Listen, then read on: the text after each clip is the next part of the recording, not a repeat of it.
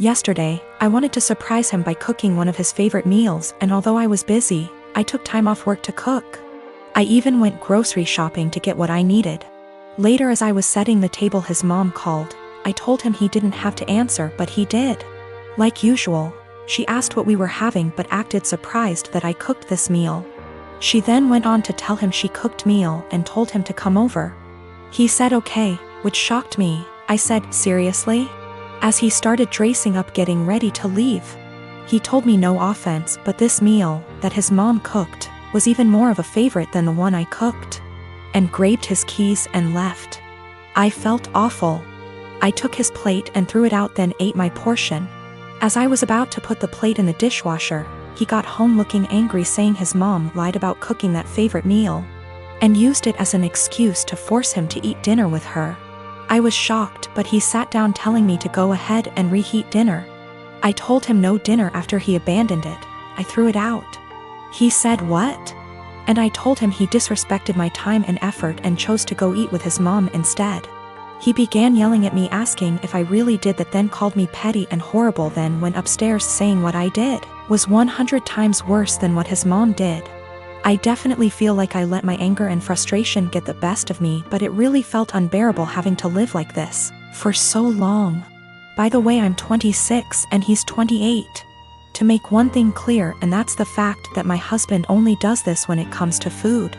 He lived with his mom, attended community college, and loved and still loves her food and is used to it. She gave me recipes to make and I try to do that, but he keeps switching homes just to eat what he feels like. I will be sitting down with my husband soon. After he breaks the silence, I'm just giving him the space he said he wanted. I will also be pushing for couples counseling, although he's always been against it, but we'll see how things go. I'm not gonna lie, I still feel upset and like my efforts aren't being appreciated.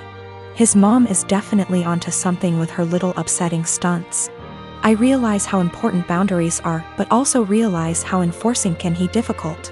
I'm hoping and praying that we will tackle this issue so that our marriage won't suffer, but if he's still somehow unable to do his part, then that's on him, and I'm no longer willing to go through similar stuff and just take it. So I recently got together with a guy from my hobby. He asked me out first and I had some doubts that we'd work together as a couple because of the age difference. He's 35 and I'm 22. So, in my apartment, since it's an old house that was originally a single-family house, there isn't much soundproofing. And the floors creak when people move. I've gotten used to the sound of the guy upstairs getting up at 4 a.m. since he starts work at 5. And the sound of the girls in the apartments to either side of mine watching telenovelas till midnight. Taking work calls all day and having friends over on weekend nights. I know when I play music or have friends over, some of the sound leaks through the walls. So I'd never get upset about hearing my neighbors because it goes both ways. So, when my boyfriend started coming over more often, he had complaints about the neighbors, which put me in an awkward place. He wanted to go speak to them or have me text them and I said no. For example, one of the early times he stayed over, we went to bed around 10. He wanted me to ask my neighbor to turn down her TV. I said she didn't have it that loud and she turns it off at midnight anyway. At 4 a.m., he got very irritated with my upstairs neighbor getting up and cooking breakfast. I said that he would be done by 5 because that's when his shift starts. At 7 a.m., he was still trying to sleep in and the neighbor on the other side had some work calls that he said he couldn't sleep through. I offered him earplugs and he said he couldn't sleep with them in either. He wanted me to ask her to quiet down. He had similar comments every time he heard someone else in the building just living their life, especially if it was when he was in bed. I got frustrated with my boyfriend and told him, you can't expect to date a hot young 22-year-old and not want to deal with a 22-year-old's living situation. I don't know if you realize, but this is a normal apartment for someone my age. Hell, my neighbors are pretty great. Nobody's throwing loud parties on work nights. Nobody's having screaming fights. Nobody's having babies. The hot young part was in sarcastic air quotes because those were his words, not mine. He got irritated and asked why I was bringing age into it. And I said it's because he can't both want someone so young and also want someone with house kinda money. And he was being so out of touch with how normal people in their 20s live. He got really irritated with me bringing age into it. And even more annoyed when I'd respond to his neighbor complaints in the future with "Okay, boomer." Or tell him that if he wanted me to have a rich person apartment, he could pay for it. It's not possible for me to get to his house on my own because I don't have a car and the buses don't go that far into the suburbs. So that would mean him driving 30 minutes from his house in the suburbs to pick me up, then an extra 30 to drive me to his house. Then an hour round trip early in the morning to get me home in time for work. It's a lot easier for him to visit me in the city. I am using boomer as a joke or a figure of speech to say acting out of touch and entitled to tell other people what to do. It is a common figure of speech to say "Okay, boomer" to someone who is acting entitled regardless of their actual age. It's more of a mindset thing. I googled his property records for his house and he co-owns it with a woman who shares his last name. Holy shit. I don't know if she's his wife or ex-wife or what, but I'm out of here. I'm honestly freaking out right now, but I just gotta say, great big thank you to everyone who noticed red flags and made me question that. I've blocked his number. He can have fun figuring out where I went. My son's dad is going through some financial issues at the moment and struggling to make ends meet, and I try to be understanding. I try my best to give my son nice things. Now his nice clothes are reserved for going out. If he wants to play, that's fine, but he can go and play clothes. I do not want him playing in those clothes, and I send him over there with a bag of causal clothes. We go to mass every Sunday and I have him dressed nicely. Now during mass I gave him to my ex because at that point it is now his week to stay with Alex. However, every single time, Alex will come back to me and his clothes will be wrecked, whether it's played in dirt, ripped. The buttons are off, the jeans are stained or ripped as well. I've thrown out multiple shoes because my ex will not have him change into the play clothes, that I send him in and just let him play in the nice clothes. I do not have him like this all the time. I don't have him dressed dressy or in his nice clothes all the time, just when we're going to something important. Most of the time he's in stuff that he can play in, and comfortable clothes. It's not like I have him in that all the time to where I'm always stopping playtime to change.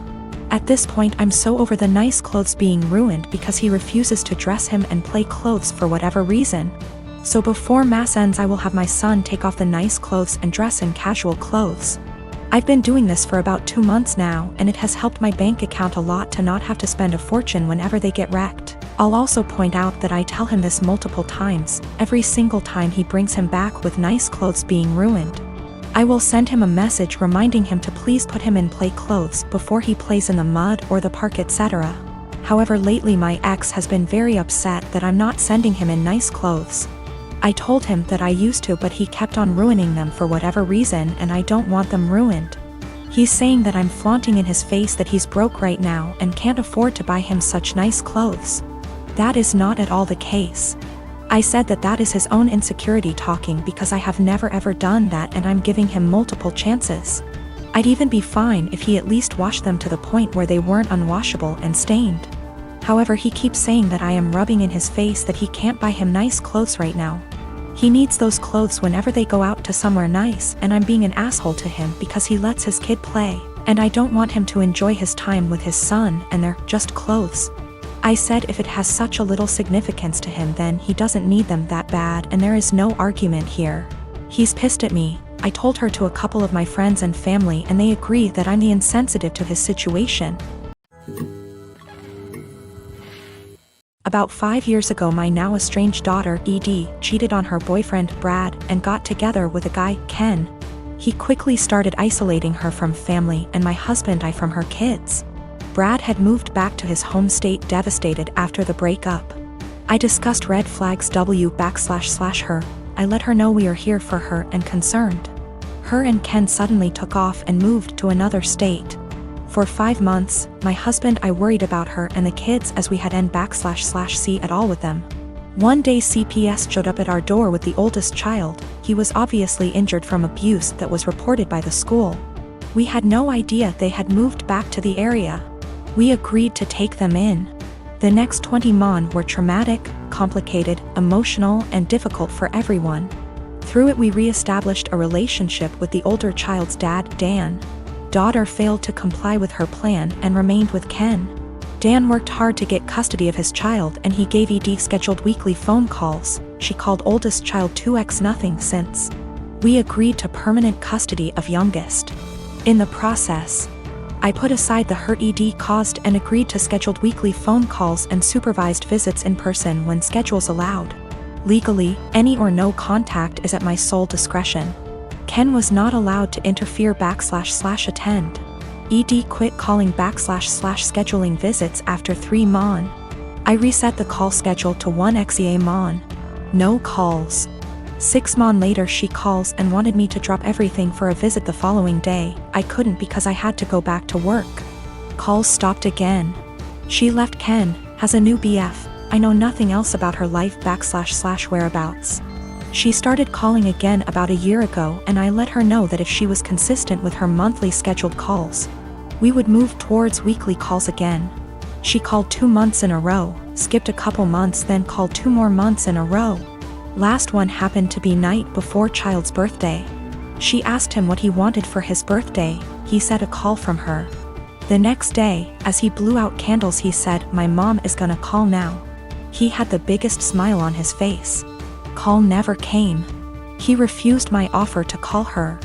We survived an emotional meltdown. Next month, no call, just a text after with a lame timing excuse as to why and sorry about the birthday call, she didn't feel well. Following month, I get a text that ED feels ill again, won't be calling. I am beyond frustrated at this point.